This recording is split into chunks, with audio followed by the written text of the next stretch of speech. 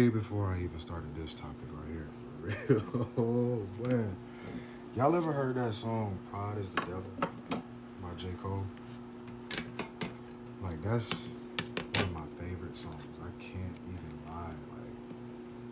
I know Lil Baby snapped on that bit, but for real, if you hear what J. Cole is talking about, like for one, all jokes aside, J. Cole is one of my favorite artists, along with like Brent Fires and Money Man, and I got a couple of other fire artists that I can name, but that ain't what this is about right now. Okay, but Pride definitely is the devil.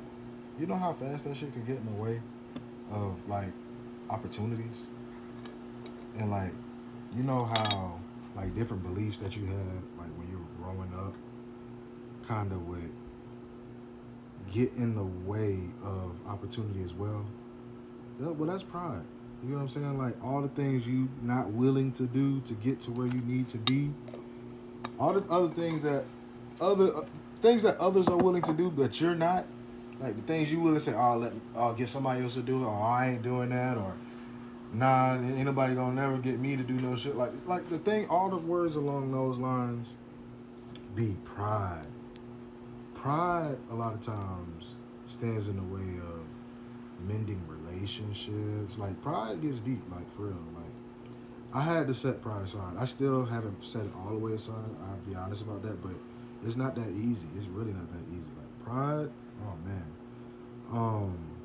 I could say I've really gotten better with pride though, for real, because anything other than like genuineness, it's just not real, man. Pride is one of those things that's just not real. Pride is one of those. It's like a sense of false hope, right? It's like believing in something and standing in what you believe in, while still missing out on every opportunity at the same time because of it. It's like you don't have the will to learn or want to do better, or you know, like okay, here's a good example of pride getting in the way. Okay, I'll give you a really good one. Okay, so the live that I joined earlier, the Knife Ward family, they have a cast member. He's a dope individual. His name is Saul. I tend to mess with him a whole lot. I want to say this. This may not be true, but it's like almost like that. Every time I try to catch a live with him in it, he's leaving or some shit like that. I'll be like, what the hell is going on? Like, I fuck with Brian. He be dipped out every time I pull up. And they don't like to acknowledge people in the comments either. You know what I'm saying? So I'm going to say my little piece in the comments and, hopefully get recognized. And I do sometimes. Right? I get noticed and shit. And I'll be like, well, damn, if they notice me, damn, so I know you see me too, don't you? God, man, nigga, damn, like you don't see nobody, but fuck it. I don't give a damn. But anyway. But, he did see the fact that I was like, man, you look like, I was like, dude, you look young as hell, bro. And that's when he told me he was 46. I was like, 46? It's like, man, bro, you a vampire for real. But for real, that's how I feel. Like, even if somebody may not like me and I know they don't like me, like before, I probably would have been like, I ain't got to talk to you. I ain't got to fuck with you. You ain't got to fuck with me. But now, because I realize how much I love black people and how much I care about us, I don't mind putting pride to the side and apologizing if I was wrong. You know what I'm saying? Like, that's just how I am. I really don't be giving a fuck. Like, I'd rather repair a relationship than go without talking to a brother of mine I know, of course, granted, he's a stranger. Like, I don't know. I keep calling him my brother, but he's my brother in, like, spirit, like, in blood and, like, shit like that. I call everybody my brother, for real, if you're black. But it's like, we still can't even be cool. That's just a prime example right there. It's like, I make a joke that you don't agree with, or it pisses you off, or every time you see me now, it's always like, I want to be around when this nigga be around, type shit. It's like, I really ain't nobody.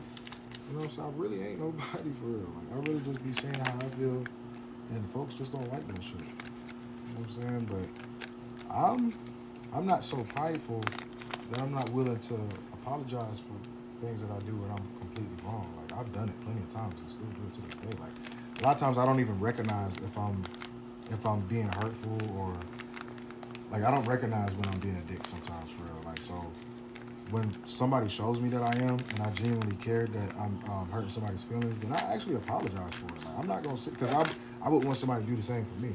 I treat others the same way I like to be treated. Damn, I just took another topic. That would have been a good ass one. Treat others the way you like to be treated. But I mean, but you guys would have probably pretty much already knew how that video was to go. Like, I don't need to make common sense videos. You get like, come on, like that's something I feel like I didn't even need to do. Like, to treat others the way you want to be treated. Like, how would you want to be treated? So you treat others the same way.